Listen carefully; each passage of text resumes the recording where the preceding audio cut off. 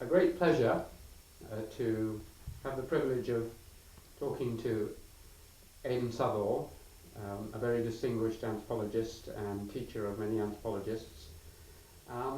Aidan, you were born in 1920. Yes. Where were you born? A place called Nuneaton in Warwickshire. And can you tell us something about your parents and your family? My father was an Anglican parson, vicar of the parish.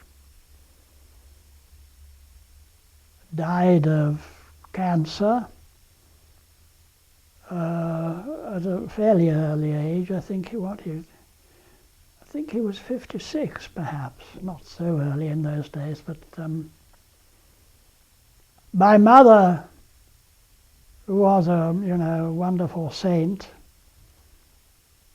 and had the usual life of a rural parson's wife, of trying to keep up with everything, run the house and entertain people and know the village, go to church, of course, and get worn out by it. Did either of your parents particularly influence you by either their beliefs or their ideas or their examples, would you say? Yes, they both did by the example of their lives. Not in any didactic way, but yes, and it was an influence which grew much greater after they had gone, as I reflected on them and myself. And I mean, they were both of very much one mind themselves. And I was sorry that I'd lost the chance of associating with them in a more purposeful way than I did before they were gone. Actually, I mean, as far as my father was concerned, of course, he had practically no salary as a parson. He never had a car, and he used to go around on a bicycle, and he would take me occasionally. So those are occasions that I remember. And when my mother got into the nursing home, she lasted for quite a long while, perhaps 20 years then, and it was a happy thing, as it so rarely is. And although I was to and fro between here and Africa and various places, I did manage to go and visit her there fairly, not regularly, but fairly frequently. And she was always writing to me. Did it influence your religious beliefs? So you were Christian, for instance, or? Yes, I always was, and although there may have been periods of relative revolt, I never entirely rejected it, and so it was again in both their cases. Where did you go to school? Where were your schools? Well, we were in this rural vicarage, Dullingham, near Newmarket. And my mother had an old friend, very old friend, who was a school teacher in the old days, I'm sure primary school teacher. And they were a very dear friend, and she asked her to come and help start me off, which she did. I don't know exactly what she did. It can't have been entirely informal, and yet it wasn't very formal. And I imagine it was with her that I learnt to write and read. And then you went on to a secondary school at? I went, we were just 12 miles from Cambridge and on the railway, which worked, reasonably well in those days. And so I was sent on the train to Cambridge to attend the Perse prep school, preparatory school, which went on perhaps 3 years. And then in the Perse Boys School for the rest of my school education. What subjects did you particularly specialise or enjoy at school? Well, there was virtually no specialisation. Well, of course, then we came to higher certificate, school certificate, and I do remember, and I much regret it, though I don't know whether I could have done otherwise. I fairly soon began to feel that I was a poor mathematician, never learned calculus, and decided that I'd better make a huge effort to do well in the school certificate exam and get a credit. And I managed to do that. And I never did any more mathematics, which I've been very sorry for. Were there any teachers in particular at that school who influenced you or you were stimulated by? I mean, you don't have to remember the names, but... Oh, I probably will, but... well, I suppose it's just come into my mind while you dig around in these things. The one I really ought to mention, who again never did teach me, but was famous as having been, he had been headmaster, I think, but he was more famous as a classical teacher, W.H.D. Rouse. He was one of those, probably quite many now, who translated Homer. And he bought a house, or he had a house.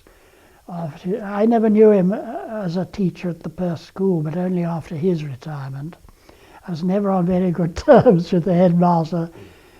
At least, I mean, as small fry, didn't have any relationship with him of any kind, so I was neither on good or bad terms. But when I, made prefect and that sort of thing, when I was beginning to have to do things, I occasionally had disputes with him, which in the end caused me to, there were 4 schoolhouses, and I sort of inevitably by attrition became the head of one of these schoolhouses. They were geographical, north, south, east and west.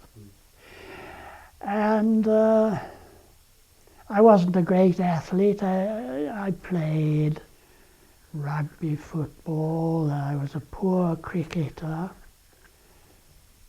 I played fives and I was made captain of fives, but we didn't have any great team which could have performed. It wasn't sufficiently popular or well enough established. But, I can remember there was a famous family at, was it Clare? The Redaways. Did you ever know any of them? There were Marxists, I think, some of them, and historians and economists. Historians, certainly. Yes, and Brian was a famous historian. I forget what at. I'm not sure it wasn't the Great Fire. Yes, something. And the old man, he had also been a historian, but I think he was retired. He was a very delightful and genial old character. They used to sort of... There were several, it was a typical Cambridge thing, I think. They'd say, would you like to come along and weed the garden? And we often said yes, but perhaps more, well, not more important, but more interesting.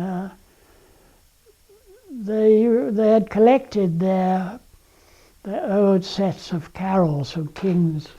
Don't worry, don't just drop it. That's fine. And because we were living after my father died. My mother was determined that I should come to Cambridge, and there were various people connected with the Diocese of Ely who wanted to help her, and some others. For example, she and I used to walk to church every Sunday at Holy Trinity, and there was a fairly distinguished parson there called Max Warren. And he later became better known because he was made General Secretary of the Church Missionary Society, which was very important to a certain type of Anglican. And then he was made a Canon of Westminster, and so he became quite eminent in that way.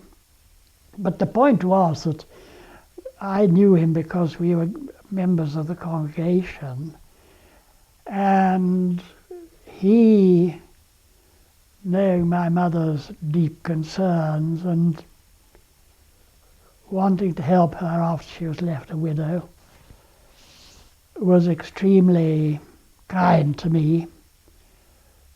You know, at a certain time you get asked to submit testimonials. I can't think what for, but he was one of those I asked. And as it happened, he had been at Jesus College, and he told me about that. And Jesus had a lot of money for parsons' children, sons. Rustat was the benefactor who left the fund. Must have been a lot of money. And I was eventually a Rustat. You know, I scraped an exhibition at first, and then I got a first. They gave me a scholarship, so I got through that way. What subject did you do? Oh, well, you asked me about specializing, and I said I didn't. But when we began doing the school certificate, I foolishly got rid of mathematics, arithmetic. And then higher certificate, I was still doing classical subjects, and so the Greek and Latin and ancient history. And I did take a certain liking for ancient history. It was a sweat to swat it all up, mountains of detail, but I managed that over several hurdles. And then later, when people asked me, well, why did you switch from classics? And I said, well, I wasn't good enough for writing Greek verse. And incidentally, in my anthropological career, the beginnings of it are not all that promising, that I didn't really have the best people, although perhaps they were very good people. At first, my supervisor was Jack Dryberg, who was a famous character. Yes. Who collected stories around himself about starting tribal wars, which are certainly apocryphal, but having spear contests, and perhaps he did do that, though I never saw him doing it. Anyway, he had one of those huge houses by the Catholic Church on that, over by the little river there. That one respected him because one knew he had been a real anthropologist. In fact, he published quite a lot, because he not only did his first book on the Lango, whom he had studied, and that was one of the classical ethnographies, but he wrote a number of smaller books, many of which tended towards interesting young people in the subject. People of the Small Arrow. Yes, I remember that. One or two more like that. Was he a bad or a good teacher, or just a chaotic teacher? I think he was quite a good teacher, and more or less gave lectures that one could follow. Mm. I wouldn't put it above that. I don't think he was brilliant. Mm. But otherwise, you see, we had J.H. Hutton, who was the professor, Yes. who used to boom at you in class Yes. and cause laughter, inadvertently or otherwise, and of course wrote his book about the Seminargers, Yes. but otherwise didn't convey the idea of any real distinction. What year was this that you came up with? This was perhaps 1935. Not coming up, no, coming up was 39. Yeah. But these people were lecturing you in 39, were they? Yes. So Hutton was booming. Dryburgh was Yes. giving reasonably competent lectures and reasonably systematic. Yes. And the physical anthropologist was quite good. I've forgotten his name. Was it Jack Trevor? Or Yes, it was. Yeah. So you were doing the Arcananth tripos, really? You did the whole tripos from the first year. What did you change in the middle? After the tripos, the 2-year tripos, I was a conscientious objector. And when I went to my tribunal, I said, that I was perfectly happy to do heavy rescue or something like that, but there wasn't any because the Blitz was over and there was a lull and no spectacular things were going on. So when I said I didn't mind couldn't go into the Friends ambulance because it's always full up and oversubscribed.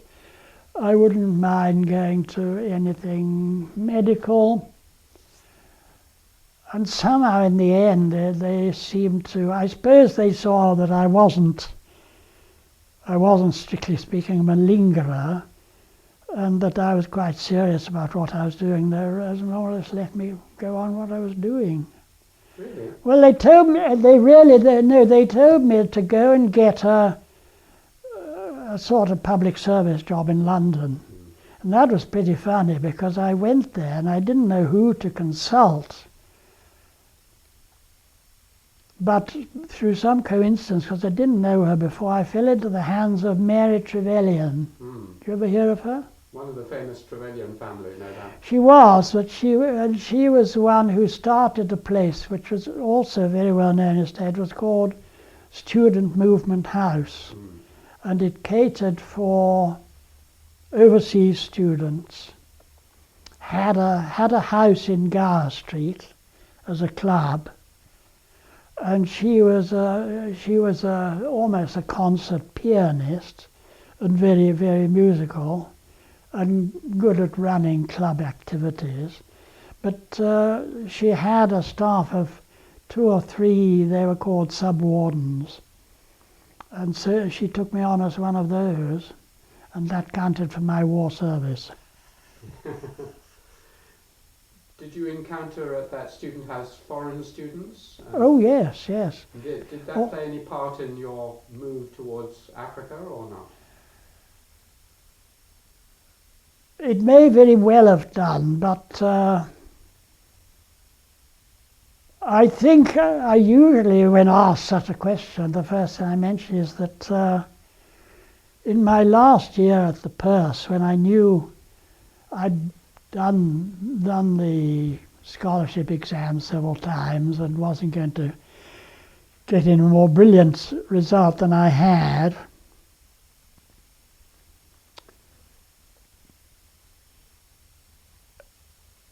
the old man whose daughter was at the Purse Girls' School and was a great friend of my sister, and he was minister of the Congregational Church, Emmanuel, just by Peterhouse. And he went to my mother and said, I want you to let Aidan come with me to the West Indies, to Jamaica, during the long vacation, during the summer, because his son was teaching in a well-regarded secondary school in Jamaica, and this boy Peter Carter had some troubles. He'd sort of tried to be a missionary in what's now Malawi, and for one reason or another, it turned out not to be very successful. He'd given that up and become a school teacher, and that was all right. But his father was always very much concerned about him. So off we went on a banana boat. And that was my first footstep outside England. So it obviously had a great effect. And by that time, I'd got some sort of entrance to Cambridge and Jesus. I may have had an exhibition. And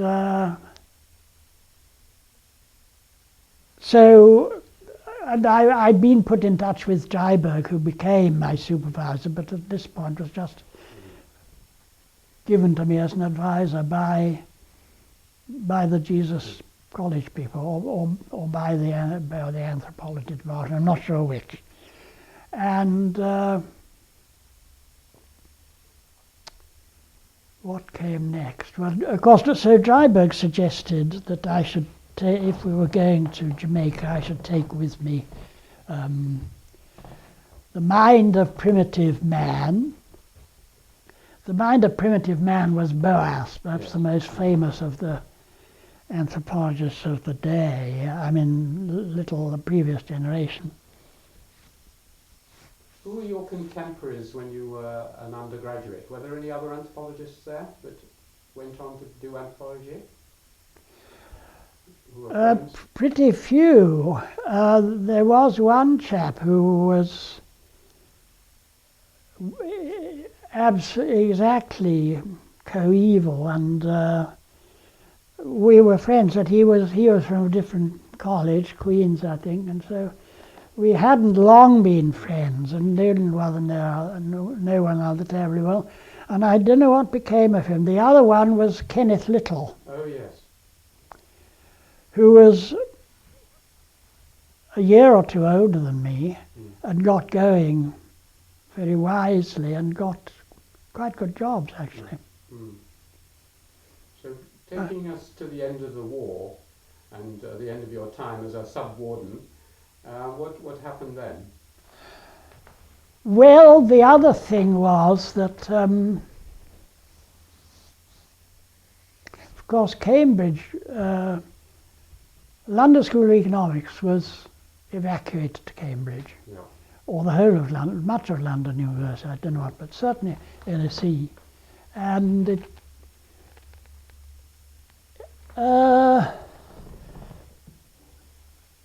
I think I had the minor initiative to write perhaps to the Royal African Society and say, had they got any books that I could review for them. And they sent me a few, and I reviewed them. Then the reviews were published, and they were seen by Audrey Richards and Raymond Firth. And Audrey, among her many charming traits, was very careless with her file, so that you're liable to find yourself reading a letter about yourself. So I knew that they'd taken quite a positive view of these first efforts of mine at reviewing a book, or two books. I reviewed Black Byzantium, and certainly one other which I can't remember. And so out of that, I got to know Audrey when she was at Cambridge, and Firth, but Firth sort of directed me to Audrey because she'd been in East Africa. Well, so had he. No, she had been much more in East Africa. And was willing to take me on also, so I became very close to her during that time, and she really sort of took on responsibility for finding something effective for me to do. And what was she like as a person? Charming, witty, humanistic, literary family. Yes. Butlers. So she found you something to do. yes.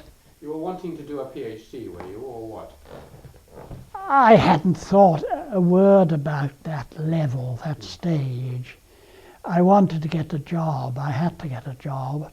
And by that time I realized it sounded as though it would probably be somewhere out of Britain, or let's say Africa by this time, probably was becoming clear. And Audrey said, look here, there's Macfarlane on a hill outside Kampala, and it's going to be developed into a university college, and they want somebody to teach social studies. And so I said yes, I was interested, and so then the Crown agents for the colonies in those days were dealing with such types of appointments, sending me the papers and getting the records set up. But I was offered that job to teach social studies, and of course that meant going out to Uganda. And although the war had ended a few months before, there was no transport. It was all officially allocated, and hard to get onto or into.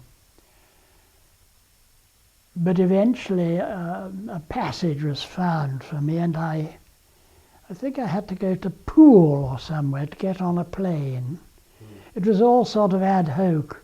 The plane took me to one of those airfields in North Africa. You know, there was a whole string that the 8th Army went from one to another and then back again. And I got on that plane. I remember we landed first in the south of France. I have no idea where. I wish I knew where it had been. And then it was North Africa, Tobruk, and little hops. And then eventually reaching Cairo, which wasn't the end, of course, because we were far from Uganda and Macfarlane. But of course there were lots of people passing through Cairo in those days, there always are. I was in this hotel, which was a real luxury hotel in, what's that sort of suburban city outside Cairo? Doesn't matter. Only a few miles away.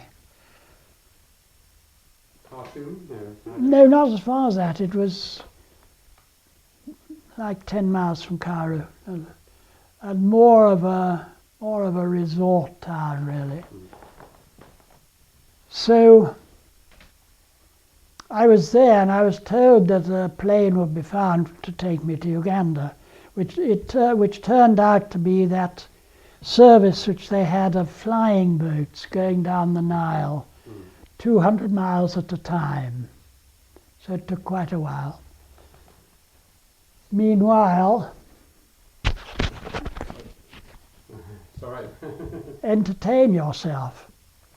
So I go out in the streets of Cairo and begin to, consume any exotic fruit I see being sold there. And I was aware that a lot of people around me were talking about chippy tummy all the time. But through some miracle I never got it on that occasion. And after about 4 days of enjoying myself in Cairo and going to the pyramids and so forth, and the museum, the flying boat was ready, and I flew to this time to last landing was on Lake Victoria. And I started off at Macfarlane. Can you describe what Macfarlane was like when your Well- first impressions? Well, it already had quite an impressive sort of central building with a tower, a bit like the library on a small scale. And I discovered that the job that I'd been given was quite small beer, really. And I was told, but first, when I arrived there, I was put up in his garden guest house by the then principal, who was a man called, I'm not going to remember, doesn't matter. He'd been a famous headmaster of Charterhouse and Marlborough. Oh, Turner was his name, George Turner. Very, very nice man and very cultured, classical scholar, of course. And so I was living in his house. Yes, I was living in his house. Well, then he had this rest house with a bedroom and bathroom and so forth, just down the grass slope in the garden. And so I was put in there, but I went up to his house for meals. So it was rather close. And he had the practice, which was pretty unusual for colonials at the time, to go out for a country walk every evening. You know, I mean, you picture the elephant grass and the bush going out for a country walk. And so, knowing my interests, I went with him, and I picture him, you know, sweating up hillsides. Kampala, of course, was one of those places supposedly built on 7 hills, and geologists described it as a peneplain, I think, which meant that it had rather sort of like flat top kopjes sticking up all round, and Macfarlane is just on one of these. So we went round having a very nice time, and it was very educational for me because he was a very highly cultured man. And eventually more people began to come out filling up jobs that were vacant at Macfarlane. And so they had to get houses built, and I moved into one of the houses, and so it went on.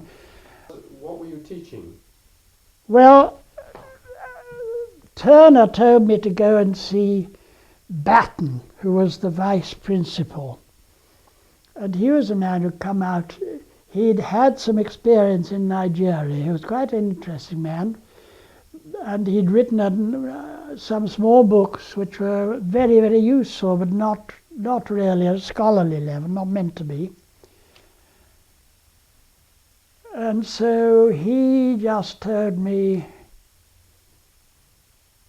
I think he probably told me to lecture from Lord Hayley's African Survey, which had just come out, which of course was a very remarkable book when it came out, but was neither literary, and it wasn't exactly literary, though it was very well done.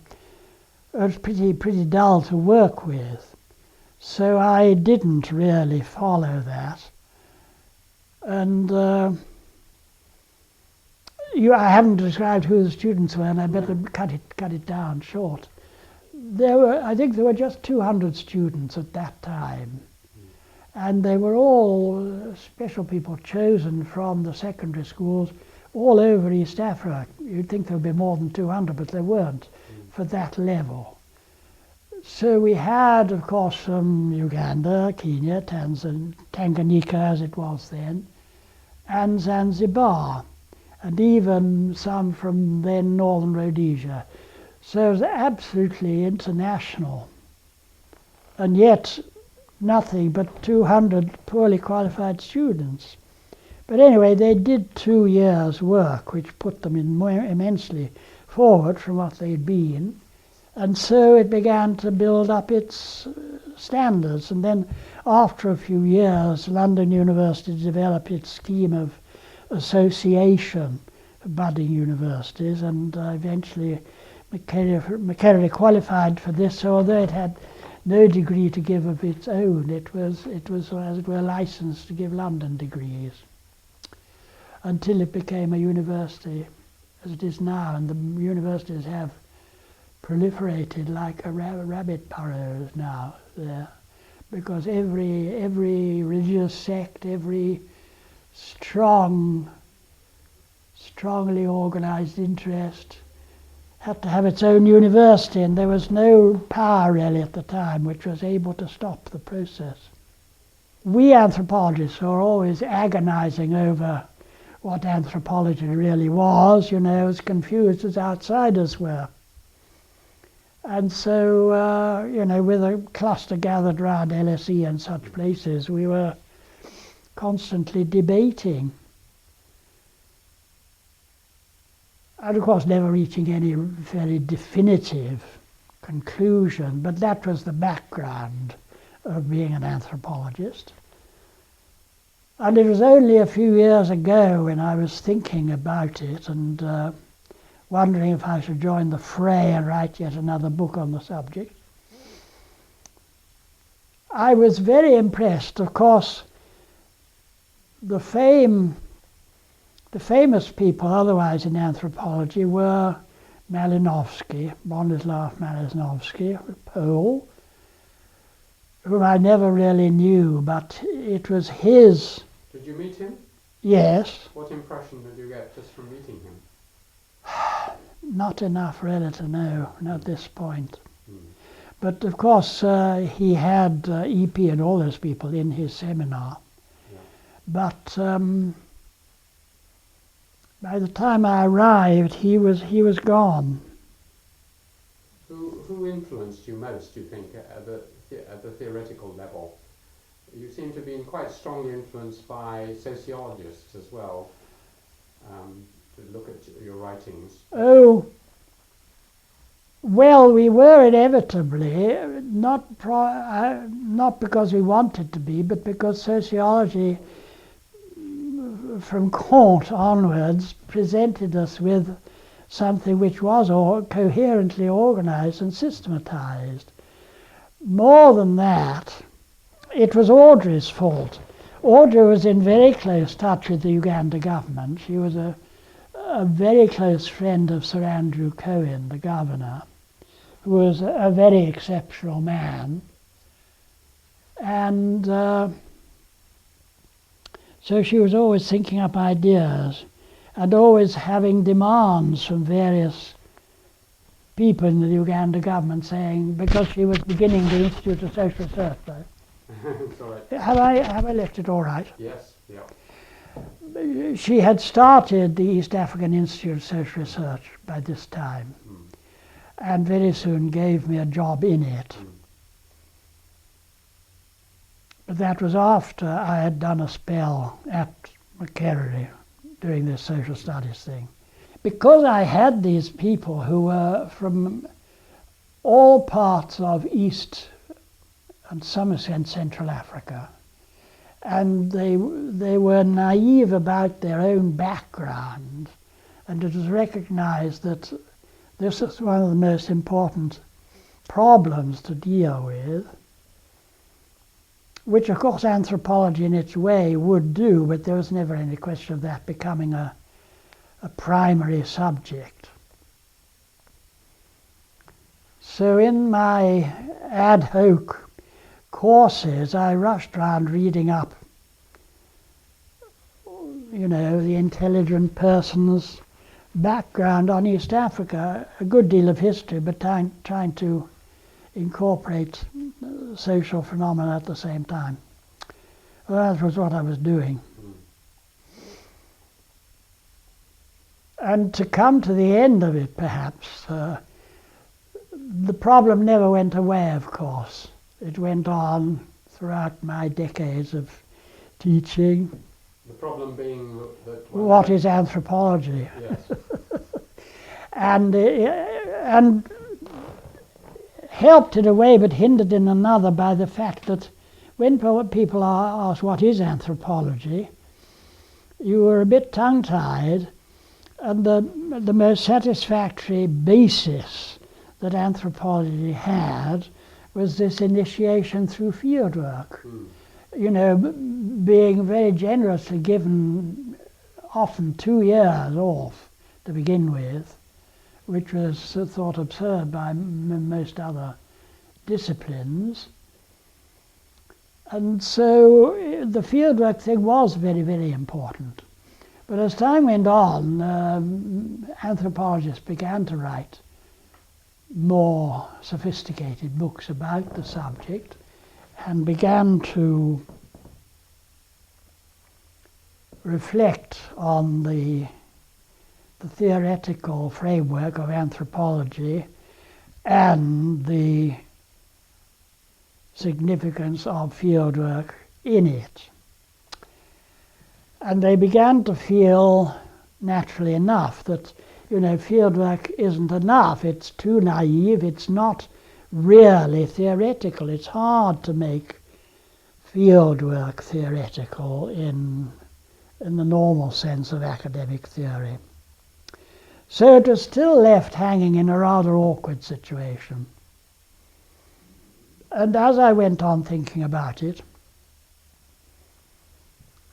I still felt that the field work background and initiation was absolutely vital, and indeed original and unique, and a serious contribution to the academy.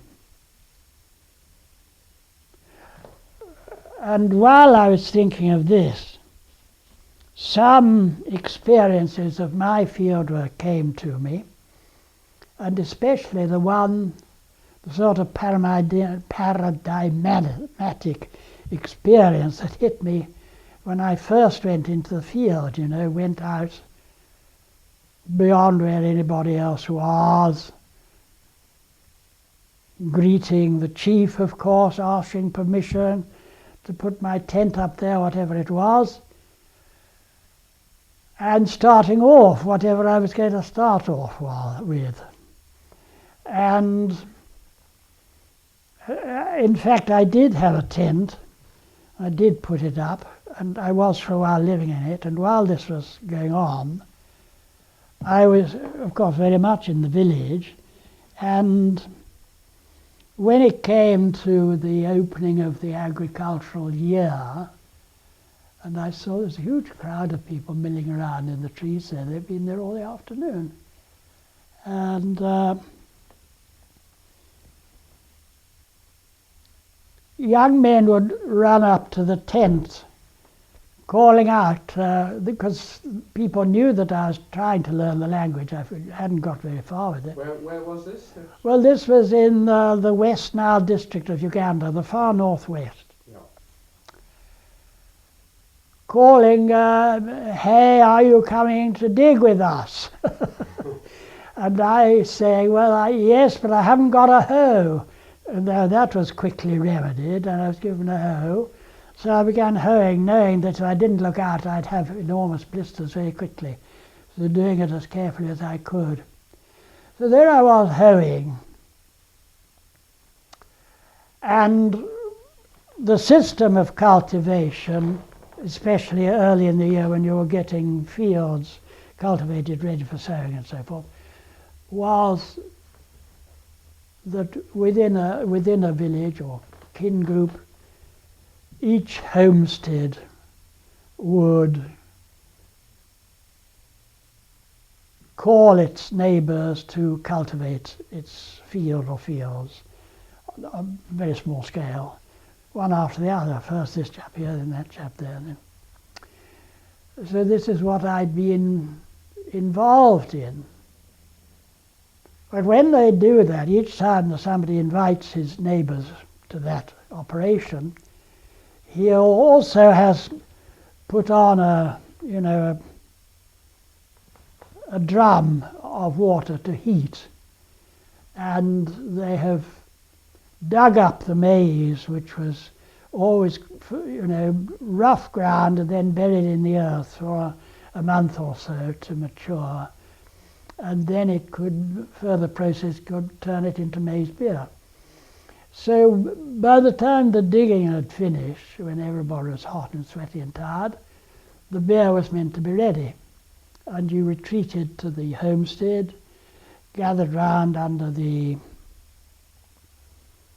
huts and the granaries, and everybody had either had or collected from the neighborhood a sufficient number of calabashes for the number of people attending. Often could be 30 or so. And the beer was dished out. They had the strong beer was in a small pot. They'd ladle a small amount of that, and then hot water, or getting fairly near boiling. That was the way they liked it. So there I was sitting there, seeing how I liked maize beer, whether I was going to be able to drink it with pleasure. And of course everybody talking round and asking me questions, and me not being able to answer because I didn't know the language. So this is, tremendous forced learning experience. And then after that had been going on, people had been drinking for a bit, getting merry, and then one thing would be somebody would start to dance. And soon everybody was dancing. And the step was very easy to learn, you might say rather crude. But anyhow, and men would ask women to dance, or women would ask men to dance by seizing their hand and raising it up in the air. So while I was sitting there drinking, a woman comes, raises my hand, I have to begin dancing. So you can see how one thing leads on to another. And probably it was 30 years after, when I was thinking about this business of how you introduce anthropology, I thought, well, there are 3 fundamental paradigmatic experiences which can be squeezed down to the 3 Ds. Dig, drink, dance.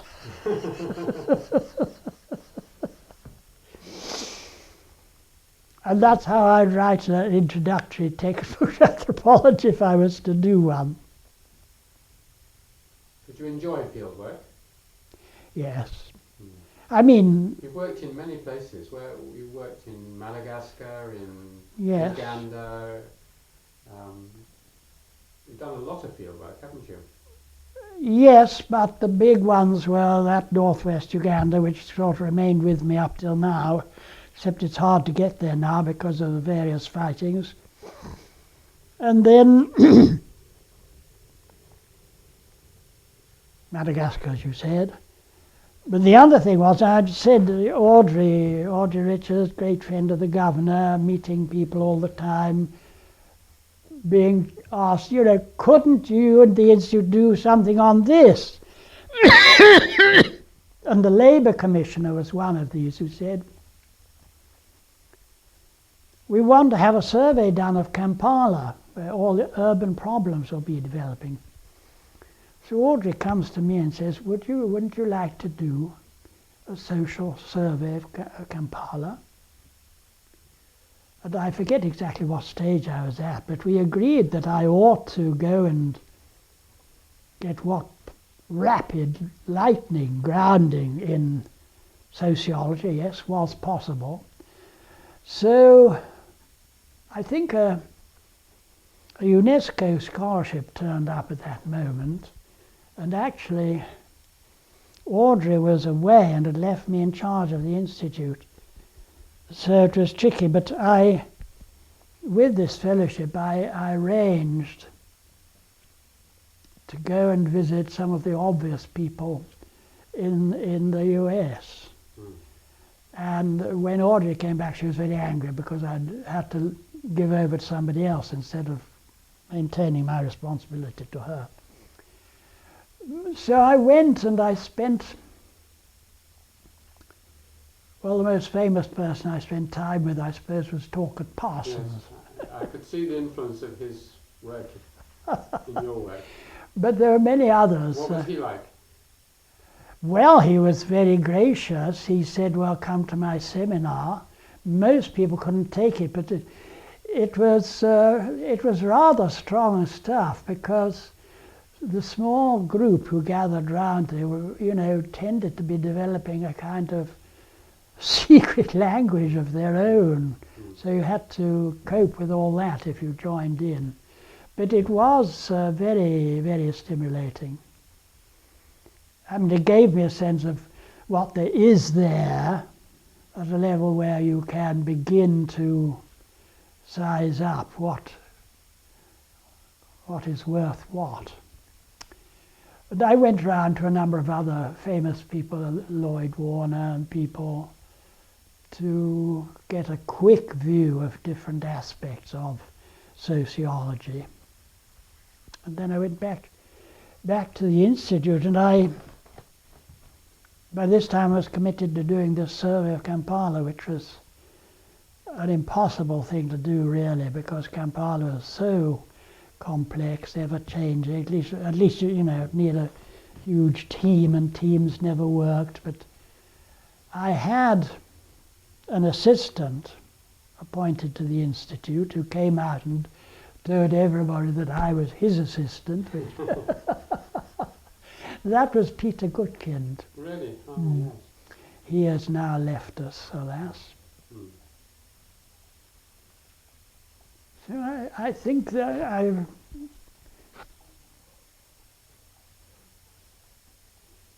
with my 3Ds joke, I think it does leave the fact that I feel there is no other kind of initiation to social anthropology as it has been, or even as one can imagine it being, other than fieldwork, or a very major component of fieldwork. Did you feel that the Kampala work was fieldwork based or anthropological, or did you just feel it was a sociological survey? Oh, well, I just felt that it was sociology, and everybody knew that it was sociology for them. And I also knew that I could temper Parsonian theory to use in an anthropologically informed sociological survey, which is what I tried to do. But I'm afraid it was rather an unfinished symphony. But of course there were a lot of publications, but the best known of them, this assistant of mine who came out and spread the news that I was his assistant, we did this book about one of the slum areas, two neighbouring slum areas on the outskirts of Kampala. Because Kampala was largely rural, really. There was only a very small zone that was getting quite dense and beginning to show the phenomena of slum life. So we wrote up a report on these two areas, and there was a very nice administrator in the Uganda service, a scholarly chap, who was very interested in it and was always discussing the problems with us. And when we began thinking, what on earth will we call this thing, he produced a brilliant title, Townsmen in the Making. And Audrey had already got going a series called, of course, East African Studies. So there was that ready for it to go into. And so Peter Goodkind and I did this very quickly and got it out by local printers. And it was a great success in, selling far more than any other publication was, because it was a popularizer, very quickly produced and very cheap. I think we're selling it for 3 shillings or something like that in those days. And the joke was that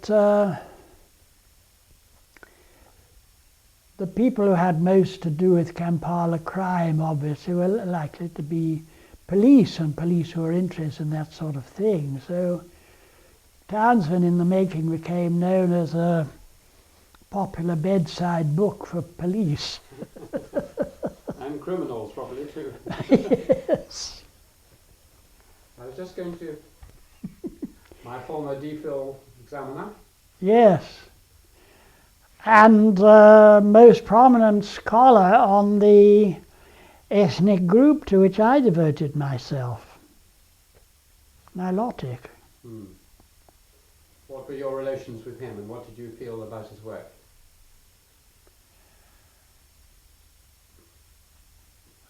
Well, my relations with him were surely somewhat delicate in their development, but of course I knew Audrey very well, and she, though an utter contrast to EP, was probably very fond of him and he of her. So it was a recognizable tangle. But yes, I entered in a most unfortunate way, because I entered as an apparent rival, an apparent whippersnapper rival. Because I picked a Nilotic people, I then began to write about them. And no, it was worse than that actually, because I picked a people whom EP thought that he also had studied. And so when I began doing, luckily Audrey knew about all these things from the inside and warned me, that it might be tricky because EP's thing had still not come out. Which was that? The newer, or? No. One of the later Azandi ones? No, it was an essay, a Nilotic essay, which did say a great deal about the Luo. But EP was always sufficiently controversial that he left openings for you to join in. But when I began, first it was happening to be EP, first time, his first approach to me was, why don't you join us? You and I and Godfrey will be a Nilotic trio. Of course, that was hypocrisy or double dealing or what, but harmless. So anyway, he invited me to come to Oxford for a day, which I did. And I think I must have been taken to lunch in All Souls. And having done our time in the King's Arms beforehand, and that was repeated several times, but not frequently.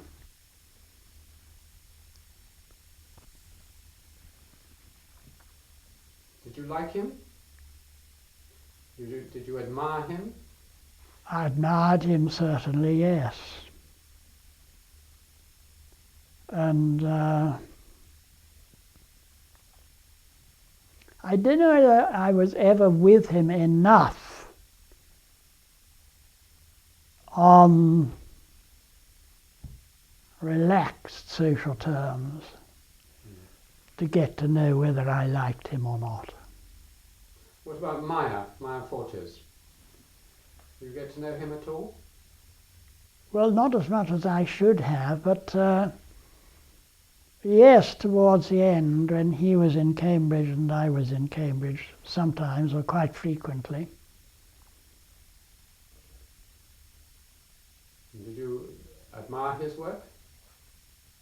Well, I mean, they were all one thing, yes.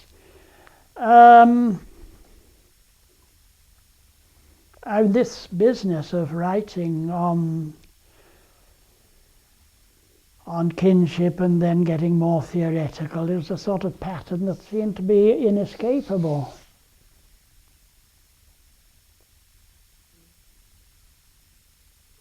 I was going to ask you about your recently, well, not too recently, but a little while ago, you wrote a very broad general overview of cities in civilizations, which has a framework which is almost identical to Marx's framework of the modes of production. Oh, yes. And you mentioned earlier in our conversation that you lectured on Marx in America. Yes. Did Marx or Weber or any of the other great sociological ancestors have a great influence on your work? Well, yes, I think I've explained why. I mean, obviously Talcott Parsons had a great influence when I was trying to learn how one would learn to be a sociologist if one wished to do so. And then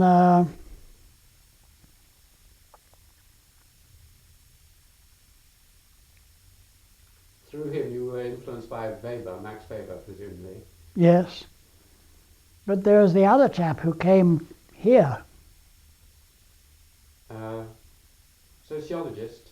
Yes, I'll remember his name. I know who you mean. Parsons and Shills, Shills, yes, it was Shills. right. Yeah, you knew him. Yes.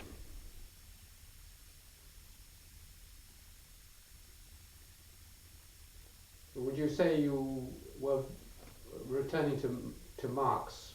A number of people I've talked to were deeply influenced by Marxist interpretations at one point in their life anyway. Were you?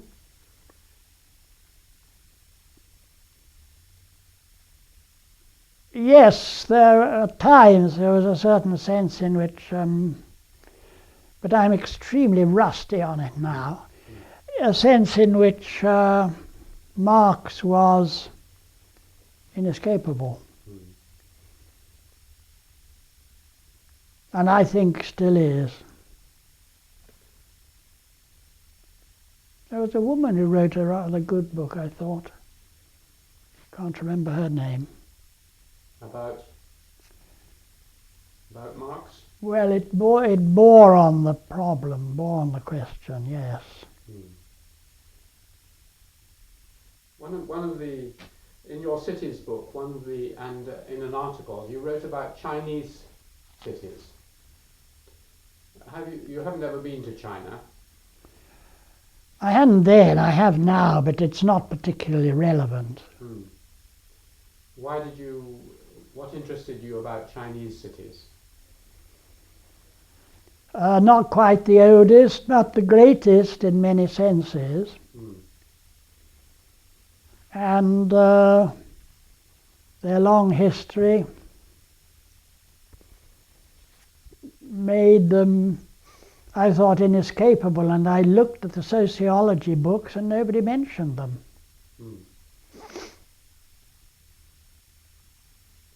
Did you look at the Japanese cities as well? Because they're very ancient and influenced. Yes, I did.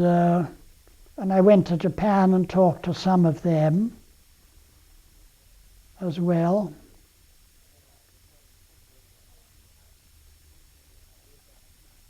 And I tried to say something on Japan in that context in my book also.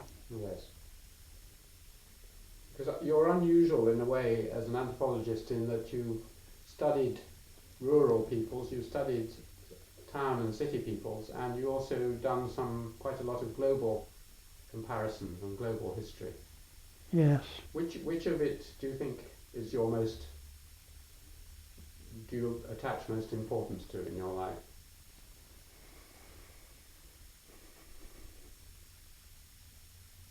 Well, one thing led to another, so it's all my life. Mm.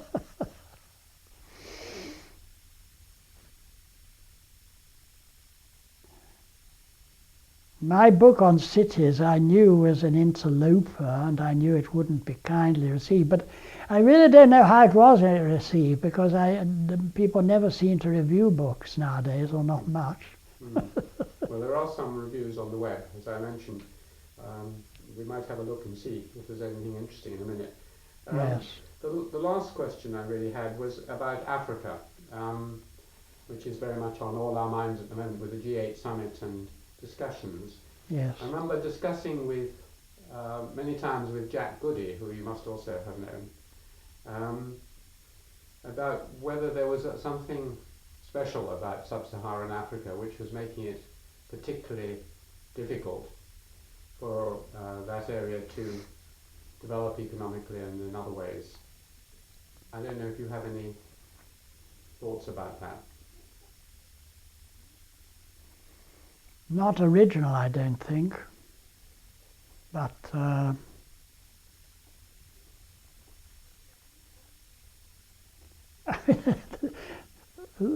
they were made underdogs for a long time until it affected them very fundamentally. Mm. So colonialism. Mm. And what are your feelings about the future for Africa? Are you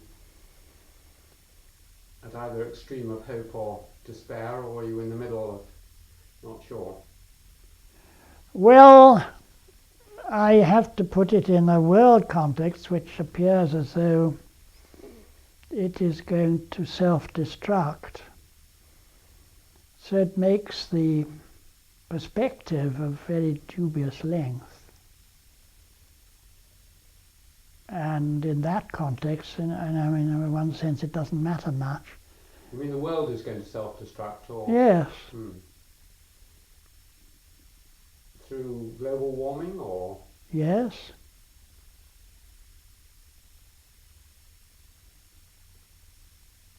I mean, I have no expert knowledge of it, but I certainly